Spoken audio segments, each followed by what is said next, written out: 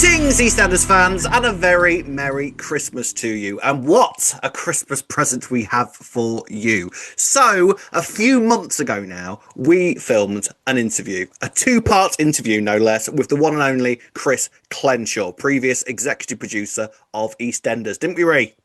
We did indeed. It was so good. It was so. Oh, We were in awe, weren't we? Afterwards, we were honestly, like, he's great. what? It It's was absolutely amazing. great, as if we spoke to Chris Clenshaw. And we've As been if. holding on to it. We thought, when do we release this? And then we thought, Christmas. That's the perfect opportunity to give you a fabulous Christmas present from us. So, like I say, this interview is in two parts. You'll get the second episode at another point in this week. So, the first part, he's talking about being an executive producer, how he got the job of executive producer, and those first few months on the show, including Cindy's return. So sit back, relax, and enjoy a wonderful interview with the one and only Chris Clenshaw.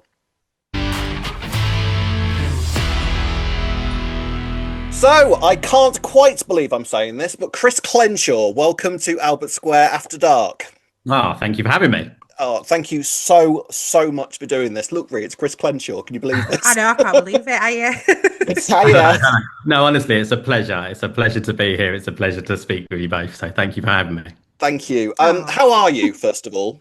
I'm good. I'm really good. Thank you. Yeah, it's been so I left EastEnders I left about 6 months ago after the 40th, although I was still across all of my episodes until June. So I was still going back to Osprey once a week and signing off episodes. I was still signing off everything remotely. So I don't think I really detached myself from the show until kind of early July. And even then, I'm still watching. I love the show. I can't not watch. A lot of people keep saying to me, "Oh, maybe you shouldn't watch," because, and I was like, how can I not? I love it. I'm very well. I'm getting a lot more sleep, which I is bet. I bet. Good. I mean, well, this is the thing, first of all, isn't it? You are a fan of the show. You're like the show's biggest fan in the world. Can you talk us through sort of the beginning of your relationship with EastEnders in terms of a viewer? Yeah. So it was. I don't have like a first memory or anything like that. I think it's because I'd quite literally been watching since birth. There's like photographic evidence of my twin sister and I in our baby bouncers in front of the old school, box TV, the huge boxes that we Oh used God, to yeah. watch in EastEnders. And, my mum religiously watched both Coronation Street and EastEnders, and she still does. And it was a ritual in our house. Every evening we would sit down and watch as a family both those soaps. And while I really enjoyed Corrie, I loved EastEnders. Yeah. I think it's because I feel like I've always had an affinity to the show. My I'm from Southeast London. My dad's a market trader. My mum ran a greasy spoon. My dad's like a proper Del Boy character. He's very like Alfie Moon, actually. Although my mum's not like Cat Slater. What a shame. Kill me if I compared her to Cat Slater.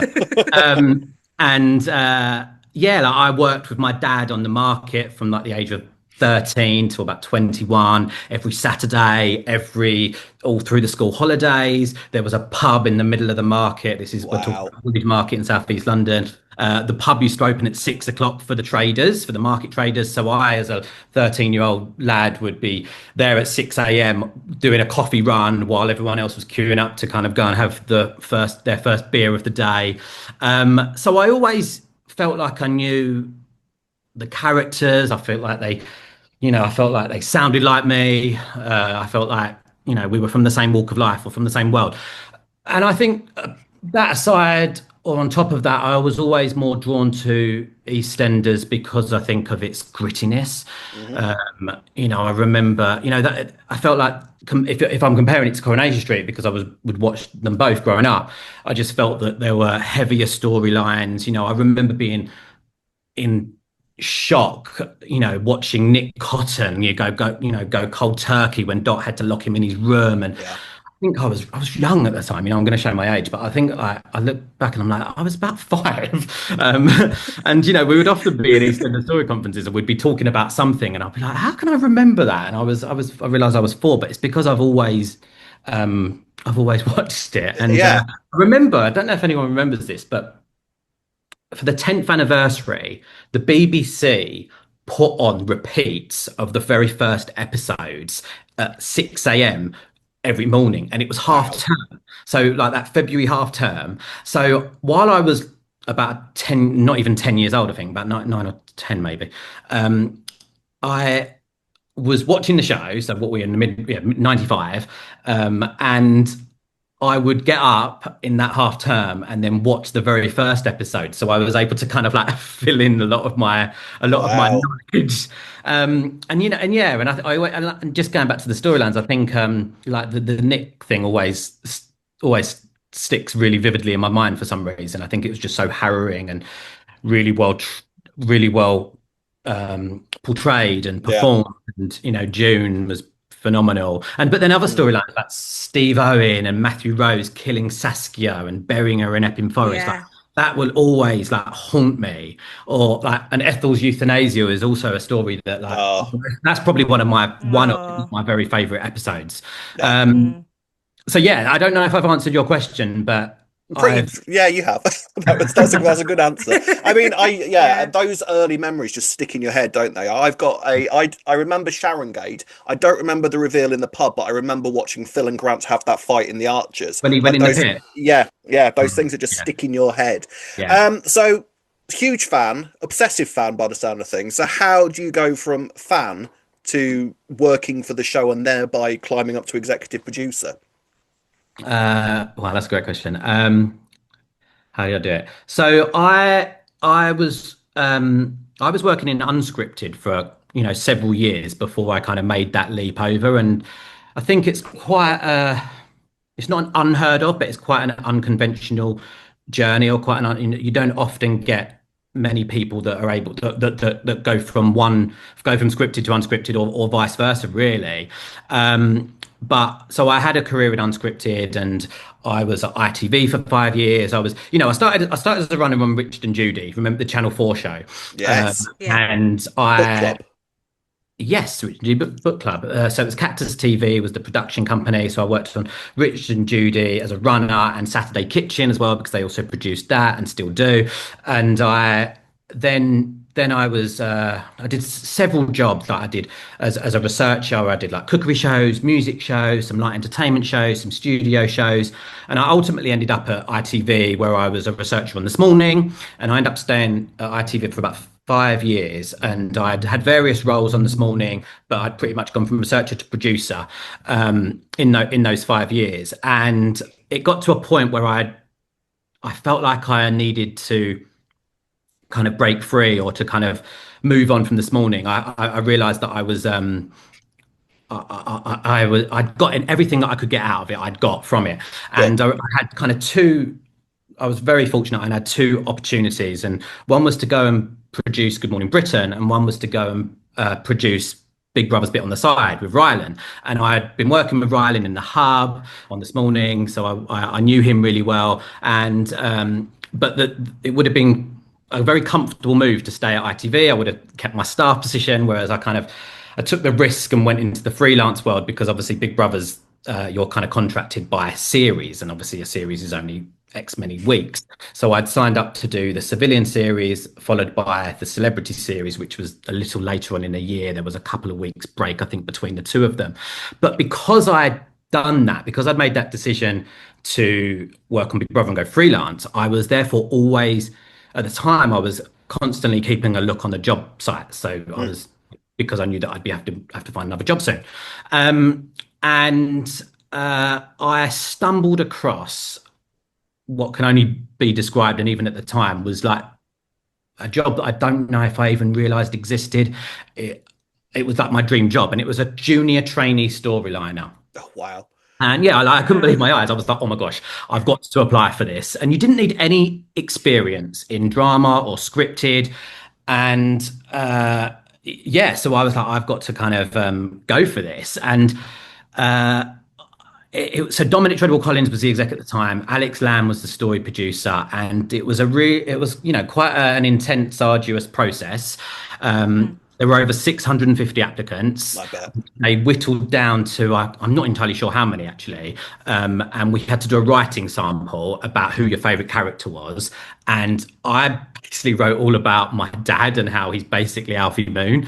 And from that, they invited, I want to say about 30 of us to Elstree. And I remember arriving and we had to do a pitch, and I remember arriving and we were put in the kind of bar canteen area, and I remember getting there thinking, I've not got a chance in hell of getting this. There were script writers there. There was a lot of incredibly talented people that I felt had so much more experience in this field than I did. And we had to pitch a 3-minute story. So you came with that pitch to each other in the room in a very kind of similar way that you run a EastEnders story conference. And then half of us were basically through to the afternoon session, and half were kind of thanked and sent on their way. It sounds like the X Factor. Or the Hunger Games. Yeah. And then the final 15, I think it was about 12, 15 of us. We then, as a group, storylined the next 3 episodes. So picking up what from last night's on-screen episode. So we knew what had happened last night on screen because we'd obviously all watched it, or you'd hoped everyone had watched it, and we threw it around and storyline those 3 episodes, really like rough shape, but in a very similar way to that you work in the story office. And then you were sent away, and I think you had 24 hours to write up those 3 episodes, in the house style and deliver. And I really enjoyed it. I loved it, and I then went back to Big Brother and thought, I'm never going to hear that. I'm never going to hear from them again. And a few weeks later, I got the call to tell me that I'd got the job, and I couldn't believe it. And it was. I don't know if it's how it sounds, but it sounds a bit of a cliche, a bit tacky, but it was a dream come true. And it sounds amazing. It was a bit of it was quite a big step back, really. I'd been, it was the first rung of the ladder in scripted, in first rung of the ladder at EastEnders, the most junior person in the editorial department. I was producing in entertainment. I remember I'd not long been on the property ladder. I just got a mortgage, and so it was a pay cut, and I was like, oh my gosh, can I do this? But there was never a chance that I was, even though all those things were going through my mind. There was never a chance that I was going to let this opportunity pass me by. And so then I joined EastEnders. I did a 9-month traineeship under Alex, who was phenomenal, and I learned so much from him. I learned so much from Dom. I then was a storyliner. I then went and script edited for a period of time. That was while Sean O'Connor was in charge. I then returned to the story team when John York came in. John York came in as creative exec. Was that his position? Anyway, something like that, yeah. Consultant producer or something like that during that time, wasn't it? Yeah. So I went back to the story office as story editor, and then John very quickly made me the story producer. So within 2.5 years, I'd gone from being the kind of most junior person in the room to running the story office and being in charge of the story office and the story department. And then I did that for a year. Just over it. Was it just over a year? About a year. And then I got a job as a producer on Holby, and I did that for just over a year. And then I left Holby. I left the BBC to work in high-end drama.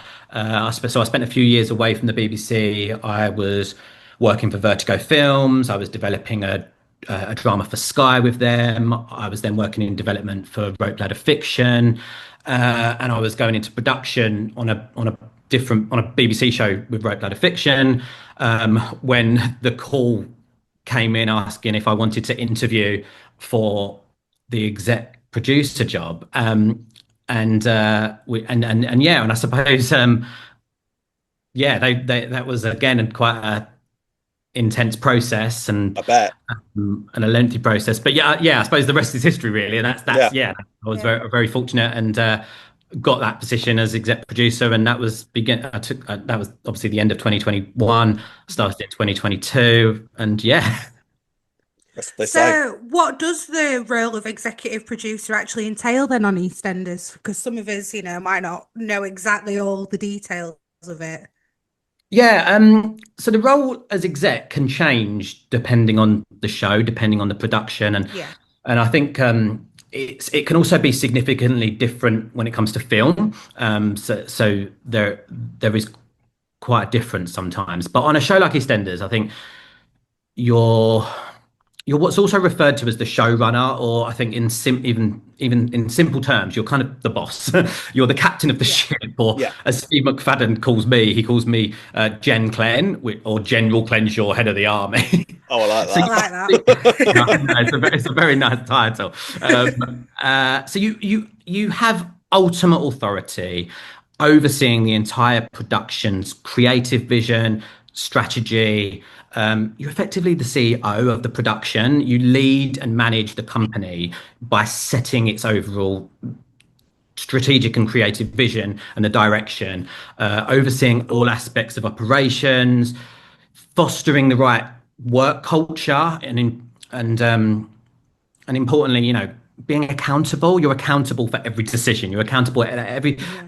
You're accountable for everything that happens off screen, and therefore everything that then makes it to screen. that. And I think it's to kind of sum it up. I think you make the final decisions and sign off on Yeah. everything. So while also leading the production and the cast and the crew, you're empowering everybody to do their jobs to the best of their Yeah. ability, and but to the standard that's set by the exec producer.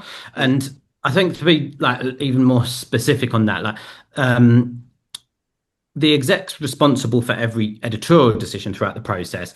You have the final sign off on storylines, scripts, casting, costume, design, as I say, design, through to like post production. And you obviously work very closely with your heads of departments, whether that's the line producer and to ensure that you're managing the budget effectively, or whether it's your production designer to ensure that the future sets the future sets that they're designing on your behalf are to the vision that you have set out, or it's working with the head of communications on the press strategy, or it's working with the head of casting on the casting director on any kind of new or returning characters that you're creating or that you're hoping to bring in. And it's a beast of a show, and it's a very well-oiled machine, as I'm sure you can imagine. I mean, it's been Yeah. a couple of years, and every member of the crew is a master at what they do day in, day out. They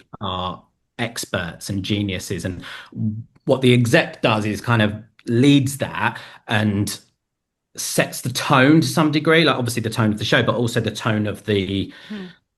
workplace, and Work culture. yeah, Yeah. Yeah. absolutely, the work culture. And I think if that alchemy is right, then the team and the crew and everyone, and there's just shy of like 500 people, they can then fly and do their job to the best of their ability.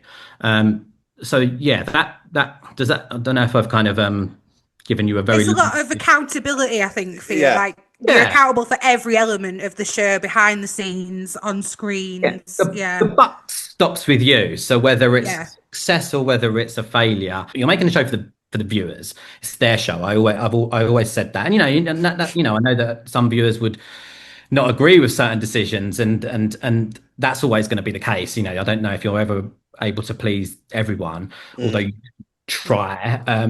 But the exec's got to kind of take that responsibility. So you take you on behalf of the audience, you're making the show, but then at the same time, you've also got I felt the weight of the production on your shoulders, in terms of you want to keep the show in a really healthy place and succeed, so that everyone can kind of do their best. Yeah. That makes sense. I think you definitely, you achieved that, Chris. Told you never I slept. think it's safe to say. Thank you. Yeah, exactly. So Thank when you. you I did hope so. first take on this role of executive producer, did you have a main creative aim or mission for the show? Did you have anything in mind as soon as you got That's that a great role? question. Yeah, great. That's a really great question. Yeah, I did. I had to. I think my kind of aim, my plan, my vision, whatever you kind of want to call it, was to I really wanted to kind of give EastEnders its heart, its East End spirit, and its soul back. And I had a kind of, I don't even know if many people know this. No, a few, those that were in kind of close proximity to me do, and the BBC did. But I had a kind of what I believe was a clear three-step strategy to achieve that. And the first one, it's going to sound a bit, I don't know, a bit smug maybe, but it was I felt that it was quite a quick fix in terms of to make EastEnders again. And Yes. it was to honor the DNA, honor the DNA of the show that Julia and Tony had very clearly established all of those years ago. But it was also to ensure that it looked, that it felt, that it smelled like EastEnders. Yeah. There's a grammar to the show that you wouldn't even, or you shouldn't be aware of, I think, when you watch an episode. But I also think that you pick up on it and you are aware of it, or you notice it when it's not being adhered to. 100%. Yeah. And it's Yes, about, and definitely. there's so many things that kind of play into that. It's about story, and it's about structure, and not just long-term stories, but how one episode is built or constructed, and how that develops, even just across a week. And I used to say to directors a lot that now, with everybody, well, not everybody, but a lot of people watching in one chunk. Some people watch the whole, like I know my sister does it. She'll watch Monday to Thursday, 2 hours on a weekend or something when she's got some time late at night once the kids are in bed. Omnibus. Like an omnibus, yeah. Yeah. But I think we've got a much more kind of bingy culture now with our consumption, and because of there's so much available, so much content available. So not everybody watches like that. But I remember saying to a lot of directors that with that in mind, you almost want to give them a different experience each episode to some degree. Not that they should never necessarily kind of pick up on it, but maybe there's not necessarily a formula, but at the same time, you don't want it to feel predictable, or you don't want it to feel formulaic. So, but I suppose what I'm getting to is, like on a Monday, for example, and this isn't an average, this isn't a kind of every week, wasn't the shape at all. But Monday, you might have more stories. You might have 4 stories running, and you might feel much more, it might be a quicker pace, and there might be a much bigger community spirit. And by the time you got to Thursday, you might only be focusing on 1 or 2 of those stories. And it might, because you're always building, not every week, but you're always building to these, big tentpole moments in that story, whether it's the huge denouement or just the kind of midpoint of the longer arc across the year. And therefore you want to maybe focus on them, or you want to give them the space and the time that they deserve, or tonally you don't want them to clash against something else. So and therefore by the time you get to Thursday, and it may be more focused and only playing 1 or 2 storylines, you've got a slower pace. And therefore I would do my exec reviews, I would do them in one chunk, with a bit like I'm just saying some people now watch. So I would also, I'm the first viewer, I'm the first person that gets to see this almost finished product when the director presents it back to me. So we've gone through the whole process from story to script to the director coming on board. So we do 3 drafts of story, you do 5 drafts of script, you then go into pre-prep, then the director comes on board at kind of draft 4, although they've read the 3rd draft of the script. I have a big tonal meeting with the director and the script editor and the series producer, and that's kind of our opportunity for me to kind of explain what we're looking for from the block. And then they go into a couple of weeks prep before they start shooting. And then I would often have another meeting with the director for them to, now they're in their prep, they know how they're going to shoot it. They know what's kind of been thrown up in prep, any kind of problems, any creative ideas that they've had, anything they want to do that's slightly out of the ordinary, for them to kind of pitch back to me and for me to have that discussion with them. And then you go through the shooting period, and a typical EastEnders block is about 10 or 11 days shooting for sorry, I should probably clarify, a block is 1 week of episodes. So Monday, Tuesday, Thursday, that's a block. With the And same obviously, director. Each block has the same yeah, director on it, same right? Okay. director. You'd have different writers, but you'd have one script editor that Mm. also kind of takes ownership of that block, and Mhm. they come on at the commissioning stage. So after the story document's been published, they work with the writers through that script process. Then the director comes on board, and so that was our kind of opportunity to for me to then know how they're going to shoot it, what is and kind of iron anything out and what their vision, what their kind of vision is for the block, and us to kind of land somewhere where we both agree, hopefully. Yeah. And then they shoot it, and obviously I'll be kept in the loop of any of what how it's going, and you have progress reports. And then they go into post and they do a director's cut, and then and then they would do my viewing. And so that brings me back to I'm kind of audience member number one, Mm. which is a privilege. Like it really Oh, is. yeah. Yeah. Yeah. And I would give my notes. But yeah, I would often sit there and feel and go, oh yeah, this is. I feel like I'm getting a different experience from what yesterday gave me. It's a slightly different tone, or it's a slightly different. We've gone. It could be a number of things, but what I was always looking for is a different some to some degree of different viewing experience. So sorry, it's a long-winded way. So Right. it was about kind of making EastEnders feel EastEnders again. Pace was really Yeah. key. Stories being given the right amount of time to breathe, but also not feel like too rushed, not too drawn out for the sake of plot. It all needed, I was really keen that everything was rooted in character. Character is our USP. That is what the Yeah. soap's best. It's about complex and flawed characters.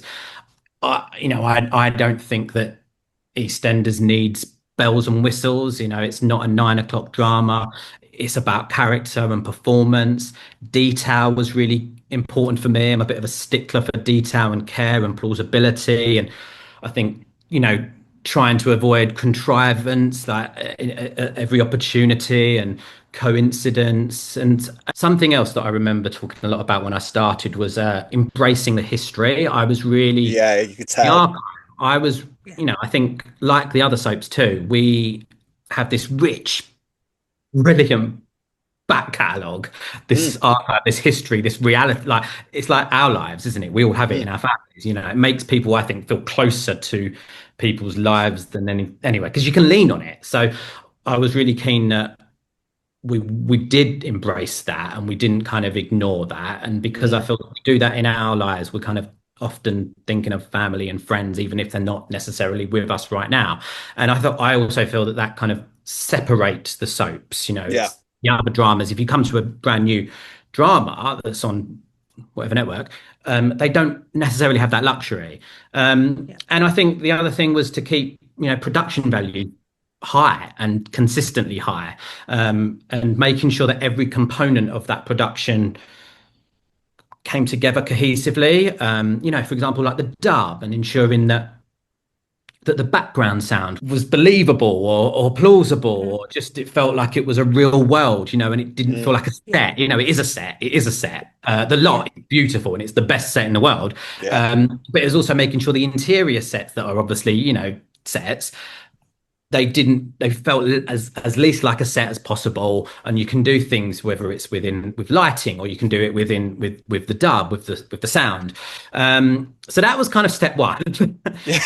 Yeah. Send kind of the grammar and the DNA and everything working. I did Mm. feel that was quite an easy fix in story and script, and getting people to kind of do their jobs. And then the second thing was a big blockbuster story. That was what I was really looking for. I felt that we needed that to kind of put us back on the map, and that became the sixth storyline. Mm. And I'm sure you've got questions on that. We'll go into We'll that. cover it. And then the third thing was the road to the 40th. That was the third. Yeah. That was three, which was the road to the 40th. And I didn't have it all kind of mapped out or anything. I'm not going to claim that what we played in the 40th with everything that you would have seen on screen in February was set up and planned 3 years ago. It really wasn't. But I knew that we needed to start building towards it, thinking about it carefully, doing something slightly different. There's the 30th was brilliant. I loved the Oh, 30th. yeah, I it loved was. Central Lucy, and Yeah. and they'd set the bar really high. But when you set the bar really high, the audience have an expectation. Mm, So it's about kind of, delivering and hopefully giving them more and giving them something different. So those were conversations that we were having from the very, very beginning. And to something else, like a new family. I knew that I was going to be bringing in a new family. I think you might want to. We might speak about the yep. Knights and the Vic, but yeah, that Mhm. was something that I was always planning on. Yeah. Right. I mean, so your first sort of appearance on screen as executive producer, I mean, it's not bad for a first episode in terms of guest actors. You bring in half the royal family. That's not bad going for a first episode. Can you sort of talk about how some of that come into play? Was that something that they approached you with, or the BBC wanted it, or? Do you know what? I can't take full credit for that. Conversations were already in motion when I came on board. So I remember in one of my interviews with the BBC saying that the Queen's Platinum Jubilee is like on the horizon. We should be trying. I remember saying we should be trying to get William and Kate in Walford, and then they Wow. told me that conversations were already early days, but ongoing with the palace, and I was like, oh, brilliant. So yeah, so I think initially, to be honest, I don't know. I don't know who approached who, and I think it was it was the BBC to us somehow. I think I'm not entirely sure.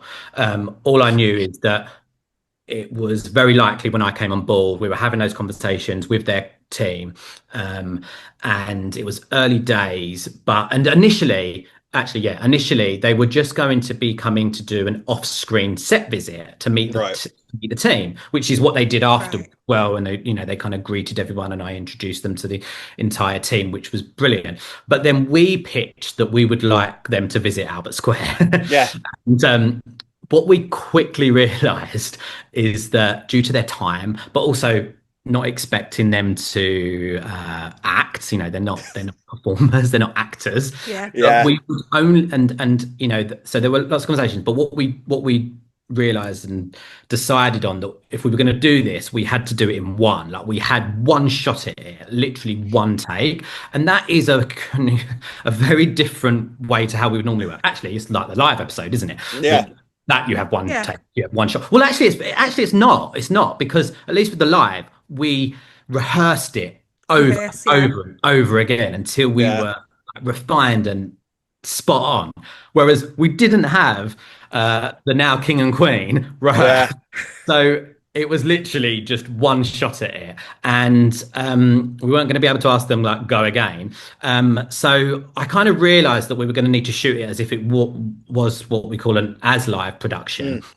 And so a few of us, so it was myself, it was my series producer, my line producer, the first assistant director. We didn't have a director on board at the time, and we went to witness a real meet and greet, and we shadowed Charles and Camilla with their help from their team. Obviously, it was all set up and arranged. Although I'm not sure that the two of them knew that we were there. And we watched very closely how it works, how they conduct a meet and greet when they go to a town or a village or a city. And we watched them really closely to ensure that when they came to Walford, it was no different for them, but also so that we knew how to cover the action, how to cover the scene, how to shoot the scene in one shot. And I then brought back the maestro, that is Michael Owen Morris, who is one of EastEnders' greatest directors. Yeah. But he retired a few years ago, so I brought him out of retirement. He can shoot multi-camera in that way, and was able to. We shot it from the scanner truck in the same way that we did the live episode. And I can't remember how many cameras we had. How many did we have? I think for the live we had, I want to say 20. What did we have for the live? Now it's gone out of my mind. But 26 for the 40th. I think we must have had. So usually on a EastEnders block we have 3, 4 if you're doing like a big. Oh, wow. Day. Yeah. So we that's quite a lot, we though. probably had about 12 to 15 cameras. I probably got that wrong. And it was ours. I don't know if you remember the episode. Oh, yes. But Yes. we were doing our last run through in the morning, and they were arriving in about an hour, I think, and it snowed about an hour before they were due to arrive.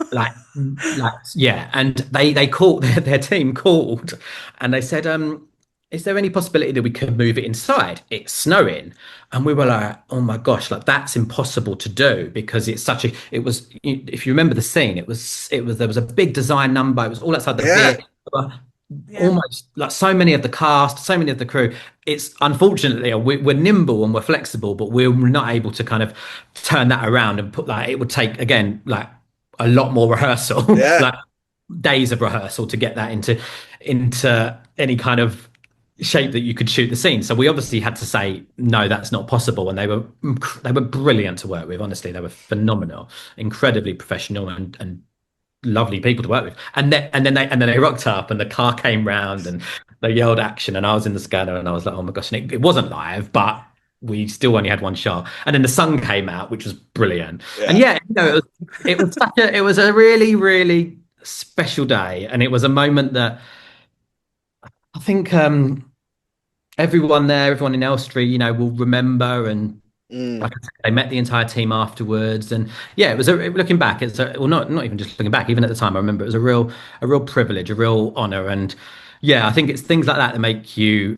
uh, realize just how important EastEnders as a show, as an institution, Mm. is to the kind of cultural fabric of this country. Like, I think, yeah, so yeah, it's very, very, very special and something. Yeah, so like, I won't take all the credit at all of the beginning of those early conversations. It was already in motion when I started, but yeah, and that's probably why you picked up on it. So I was credited on that episode because I was Yeah. involved in the execution of it and the producing of it, and then I kind of was taken off the credits and Yes. Yeah. until my first episode actually played out A because few they came months to me and later. said, "Oh, Yeah. we think you've done so much work on this episode, Chris. We think you should have a credit." And I was like, "Ah, "Okay, If you insist. yeah, yeah, yeah." So, talking about some of your first moments of being executive producer, one of your first storylines was about loving and losing Lola, which obviously received a very positive audience reaction.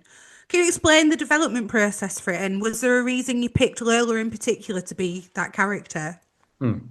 Uh, yeah, the development process. I knew I was looking for a big blockbuster high concept story with a difference, which became the Six. Mm. And I knew we were bringing a new family into the Vic, which became the Knights. And I knew we were bringing Cindy Bill back from the dead. Although at that point, I don't think she wasn't linked to the Knights. She wasn't linked to the Vic. She wasn't linked to the new family. They didn't have a name at one point. So, and I also knew that we were losing Mick, which was going to be a big exit and a huge kind of spectacle of an exit.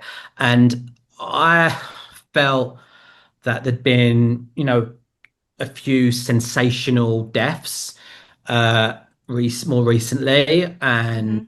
I felt that we needed a story that wasn't noisy in the same way, but showed that we can deliver something very sensitive and something very true and something very grounded and something that, to some degree, every one of us can relate to. I Mm. think Yeah. it's fair to say that we all know someone or we all know what it's like to lose someone. And Hmm. it's interesting that you've said in your question, or you've referred to it as loving and losing Lola.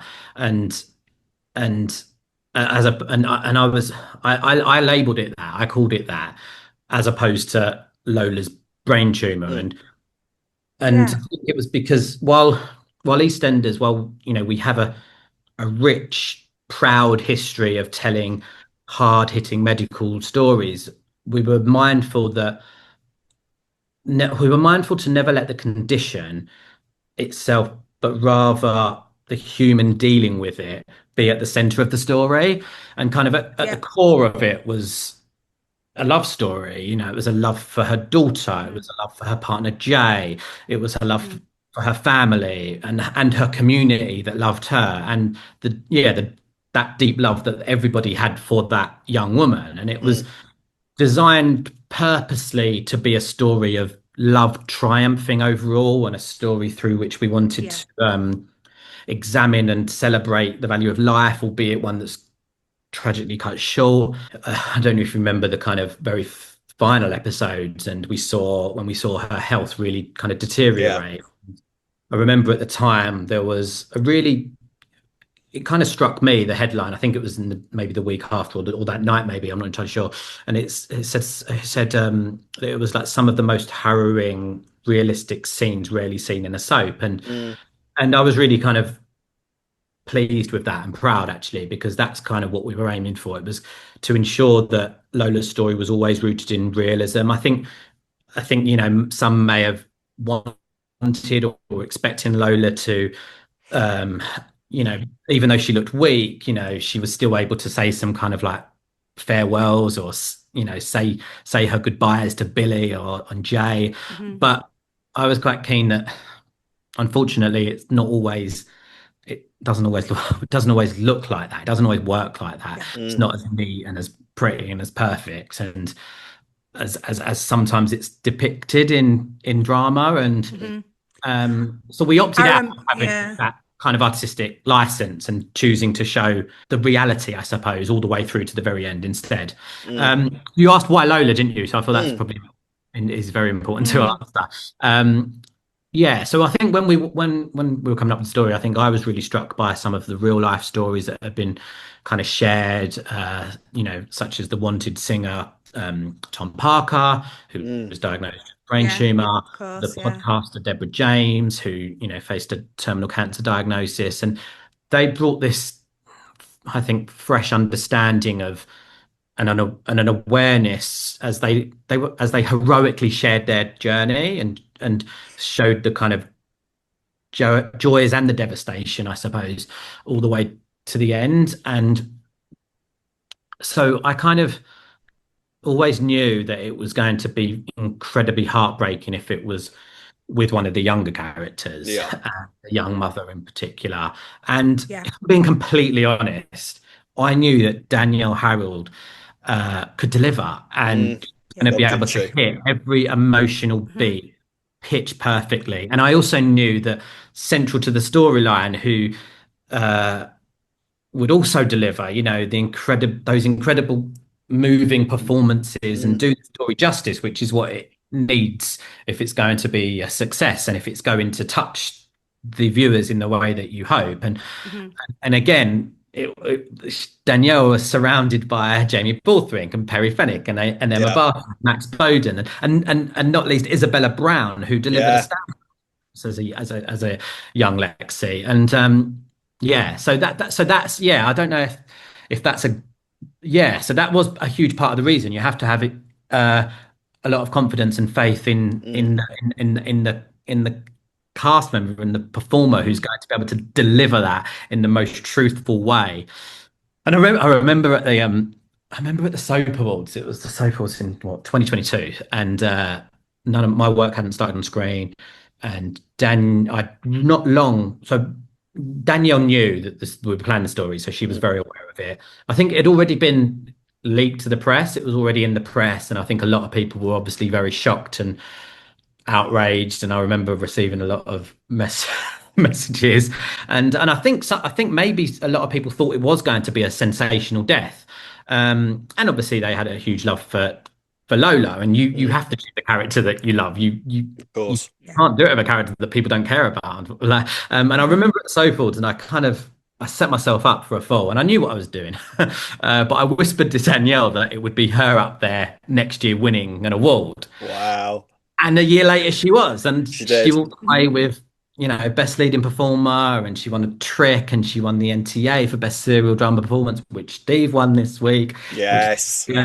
and she won the Inside Soap Award, and she cleaned up. And yeah, it's going to make me sound very smug, I realize that, but I had every faith, and that she would deliver, and that's why I gave her the story. And I think maybe one might think that me whispering in her ear that she's going to be up there next year was crass. But like Danielle and I get on like a house on fire, and I completely admire her professionalism. Mm. I really do. She's absolutely a star, and we worked really closely for almost a year, and we had to have that trust.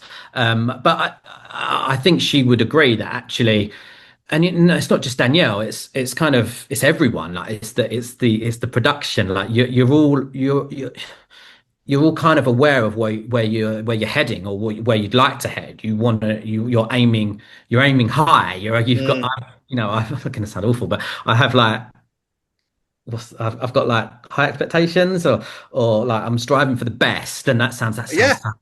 It doesn't, because awful. that's what you got. But That's what we as viewers got in response to that, Chris. well, I'm It was trying to deliver you guys the yeah, best. So I suppose my point is that by saying that to Danielle, or by saying that to the team as well, in the story conferences, to the writers, to the editorial team, and to the directors, it's not. I don't see it as a negative to kind of give people that kind of, mm, this is what we're aiming for here. This is an award. This should be an award worthy storyline, and that's what we want. That's what we're hoping. But we've got to deliver it. We can't yeah. just say those things without kind of and it's not easy to, like, the other shows are firing on all cylinders, and Mm, everyone's doing their best work, so it's not an own goal. It's an own goal. It's not an open goal uh, yes. in any way. So yeah.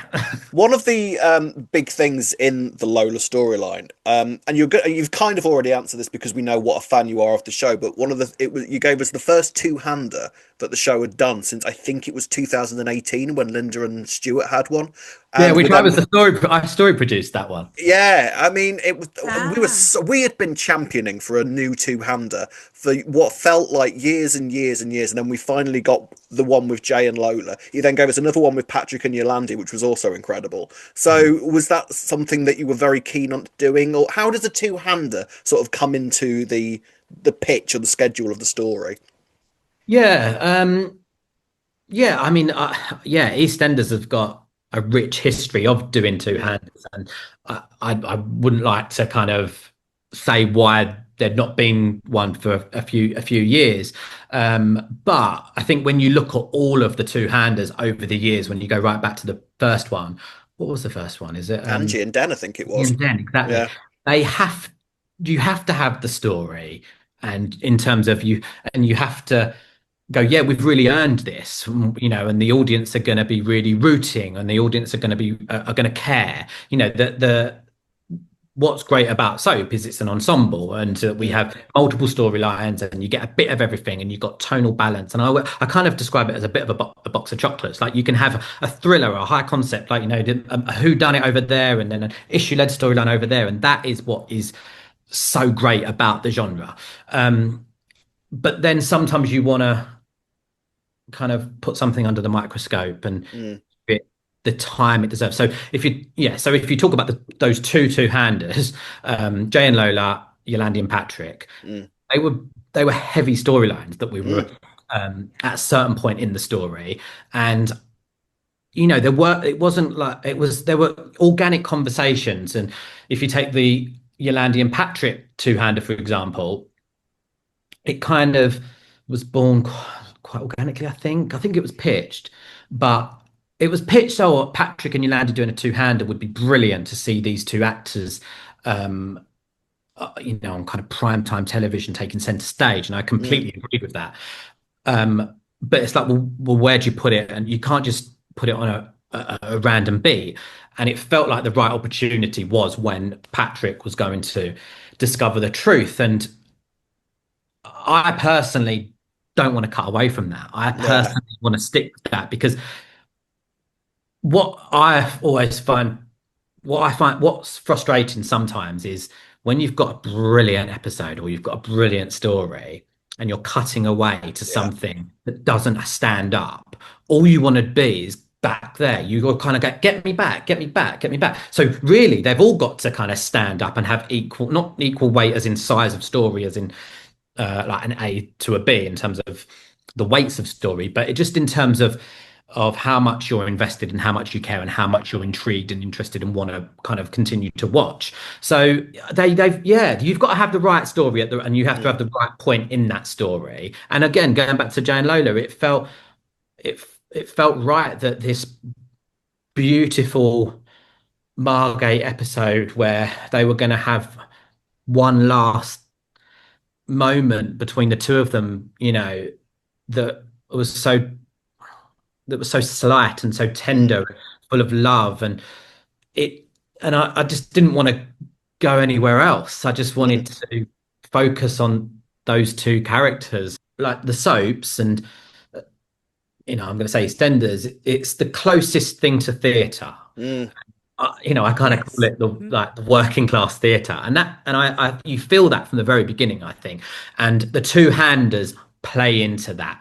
Sometimes one set, I think in the Yolandi and Patrick one, we went outside once, and then we went from the kitchen and the living room, we went into the bedroom. Did we go anywhere else? The toilet, maybe. Anyway, and obviously the Jay and Lola one was different because it was on location, so we did go to different sets. But there is a kind of claustrophobic nature to it.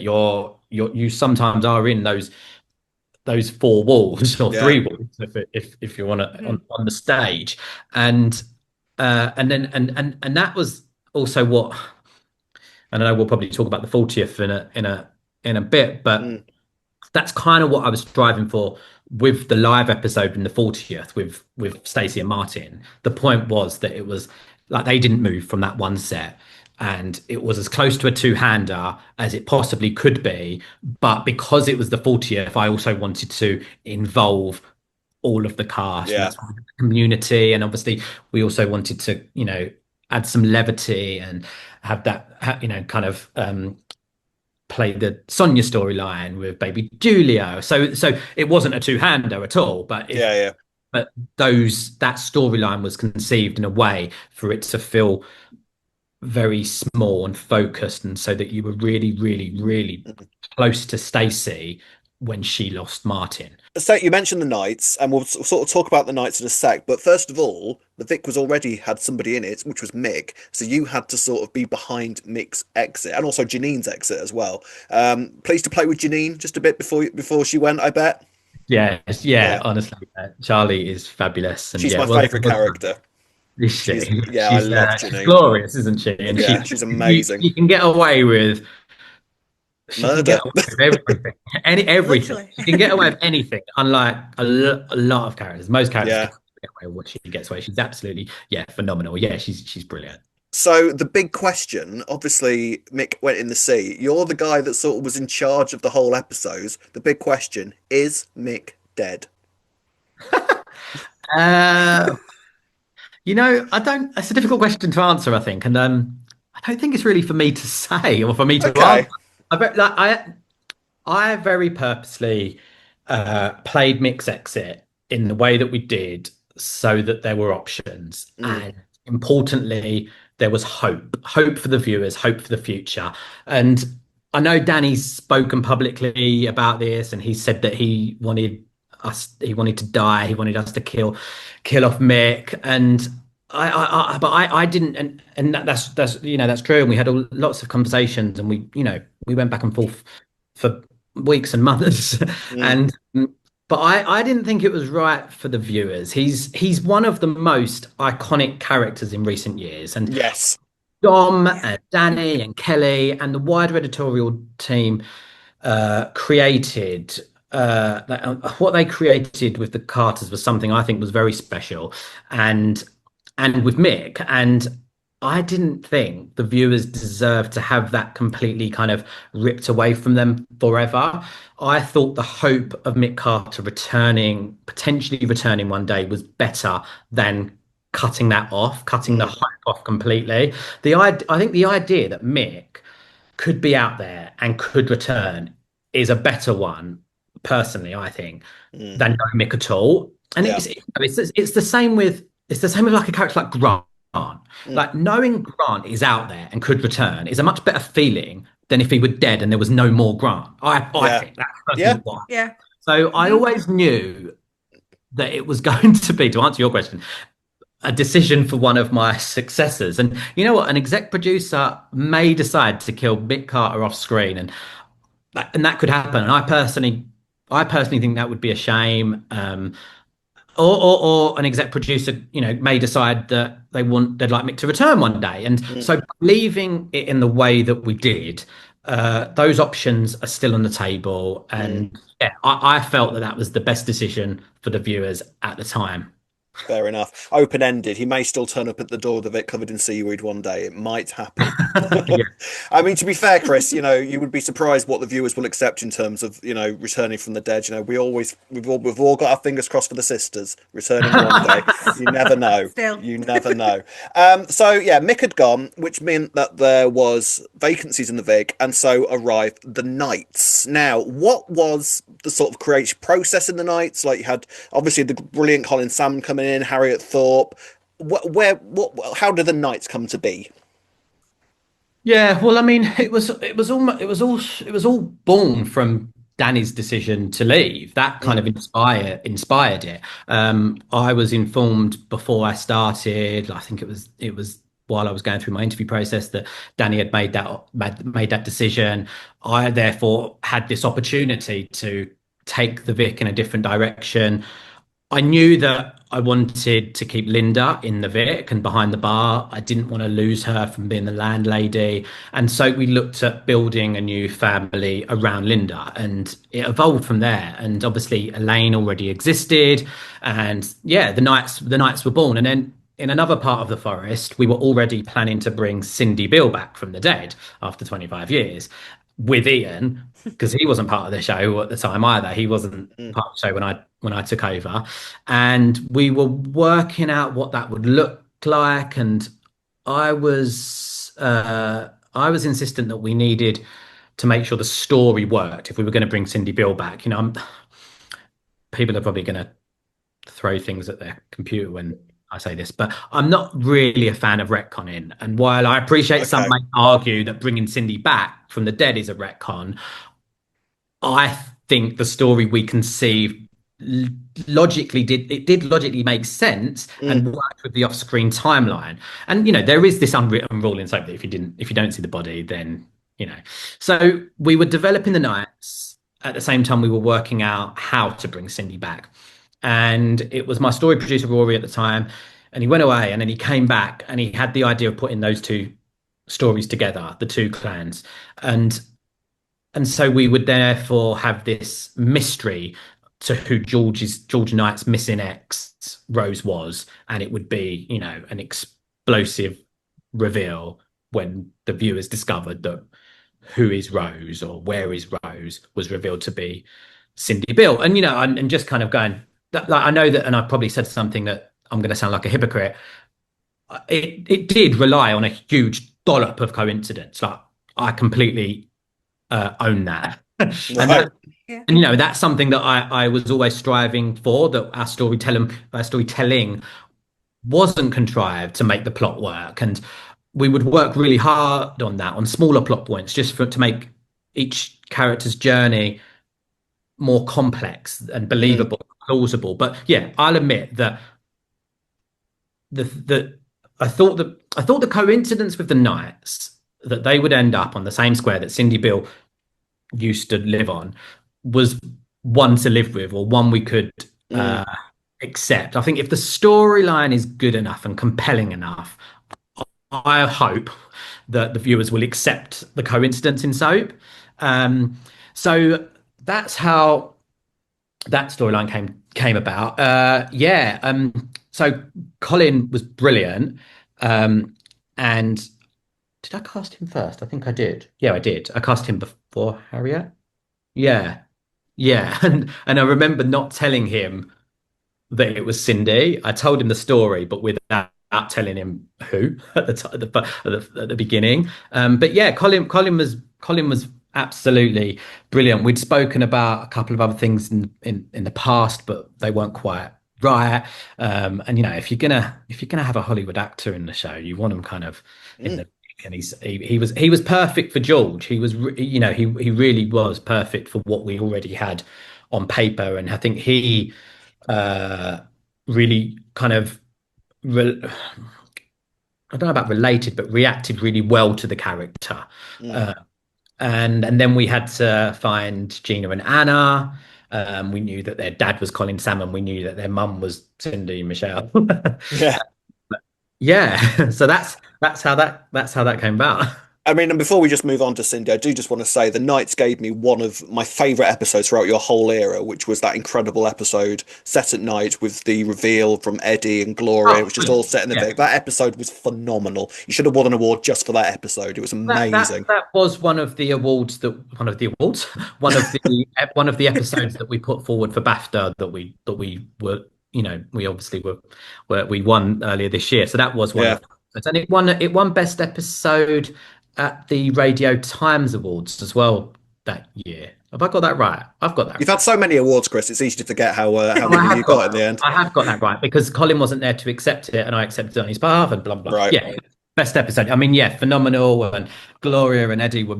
I loved it. I Oh, loved those characters. I tell you what, the one thing we said that we thought, oh, Gloria died too early. I was obsessed with Gloria. She was a fascinating character. She really was. So we've been talking about Cindy and her return, which was one of the biggest soap twists, arguably, of the decade.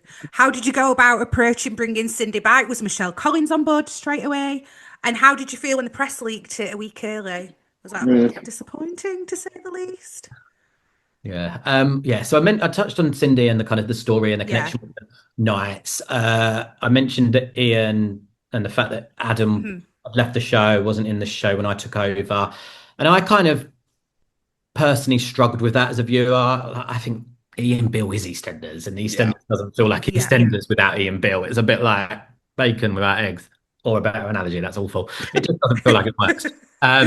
And I was keen to get Adam back, which wasn't easy. He was really enjoying his time away and working in theatre, but I pitched him the idea of bringing Cindy back first, just very loosely, very loosely. And it was shortly before I met with Michelle. So I was meeting Michelle. It was already kind of planned and in the diary. But I'd had a meeting with Adam like a few weeks earlier, or a couple of weeks earlier, and even though at the time he was enjoying things, I could see that I don't know, I don't want to speak for him but I could see it landed to some degree, Mm. and I pitched the story to Michelle, and which was really heavily about the Rose storyline and about the Knights and about her daughters and about the time away and about what had happened and about Lucy and all of that, and her kind of jaw was on the floor, and it was lovely. And I think she'd been asked before. Don't quote me. I think Michelle will know. I'm pretty sure she's told me that she'd been approached to return before, but it was never the right story or the right reason. Mm. And so we revealed Cindy was alive in June 2023, Mm. and you remember when we saw Ian at Dot's funeral? Yes. Yes. Like nobody, not the press, hardly anyone at EastEnders knew that was coming. We had this like guerrilla style crew that like rocked up, shot it in 15 minutes. Adam was in, I want to say, Dublin or Belfast at the time, shooting in a play. He flew straight in. He flew straight back for that night's performance. And Adam was the only person at the time who knew who was on the other end of that phone, on the other end of the phone. Remember, because he takes the call and he says, he gets a call and he says, I think I'm coming home, love, something like that. Yeah. And knew that was Cindy, but nobody else did. So yeah, to answer your question about Cindy's return being leaked, it was a front page story on a Saturday. I remember being in the office, and I think we got wind the night before, I want to say, but I remember speaking to Michelle on that Saturday morning. This is going to sound a bit melodramatic, but it was heartbreaking, if I'm going to be really honest. I bet. No, we're not saving lives, and we're not curing cancer, or we're not running into burning buildings, but we are trying our very hardest to entertain hopefully millions of people, and we care and we take that seriously. And the work that had gone into trying to keep it under wraps so that we could give the audience the surprise of the century. That's a big statement, but as you said, like a big soap twist and a shock reveal, and yeah, it was hard. It was soul destroying, and it was a huge shame. For It all of us was. involved, and most importantly, the audience. I think it was ruined for a lot of the audience. Not everybody sees those announcements or those leaks or those stories, but a large proportion do, and unfortunately, it was a shame. Like the Kathy reveal for the 30th anniversary. Shocked the nation, and it was brilliant. Yeah. And it paved it with Cindy and that happening. It did pave the way for, I think, future decisions that some that you'd like to have kept a secret, you decided you were going to announce because you didn't have the confidence that it wasn't going to leak, and so you try to therefore get ahead and be in control of your own narrative. And yeah, I remember when that happened, thinking that we would never be able to keep anything big a secret ever again. You certainly managed it. Yeah, well, I was also like really aware and nervous about what was to come, and it's why when we did our monthly, so there was like from September to February, there was, I think, pretty much a big return every month in the build to the 40th. Yeah. And I think we announced most of them. We didn't announce the cameos. We didn't announce Joe Wicks. We didn't announce Jake Moon. We didn't announce Mickey Miller. We didn't announce Gary and Minty. And of course, the biggest one that, the cherry on top, we didn't announce Angie. But I was so nervous about it. And especially Angie, but also Martin. Martin was, killing Martin on the 40th was really, really, really incredibly and crucial that didn't leak either. And I knew that we weren't ever going to be able to keep the fact that the Vic explodes a secret, and I didn't want to. I thought that was great for people to know that this big event was happening and it was going to involve the majority of the community.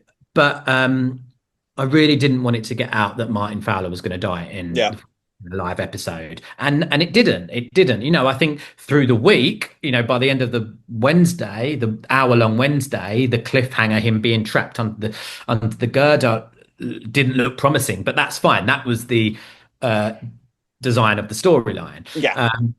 But yeah, and we didn't announce Nigel, actually, and I wanted that to be. I think Nigel leaked as well. I think Nigel, he did. I wanted that.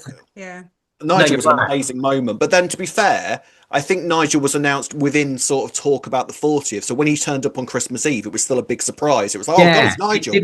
They didn't have many details, which I was pleased about. So they didn't know when or how or why, and I wanted it to be a Christmas Eve treat because he looked like Santa. Santa with his white beard. But yeah, that did leak ahead of time, annoyingly. In the next part of Albert Square After Dark talks to Chris Clenshaw. Chris talks the 6. Tell me whether this was true or not. There was the word 6 was carved into a tree, and we were absolutely. Was that deliberate? Were you just throwing in red herrings at that point? Yeah. Wow. The returns. Angie was the cherry. She was the cherry on the top. And and the path to the 40th. I remember Lacey. I remember knowing what we had planned, but it was early-ish days, and Lacey coming to me and telling me that she was pregnant, and since that she's told me that at that moment apparently I went white. You did.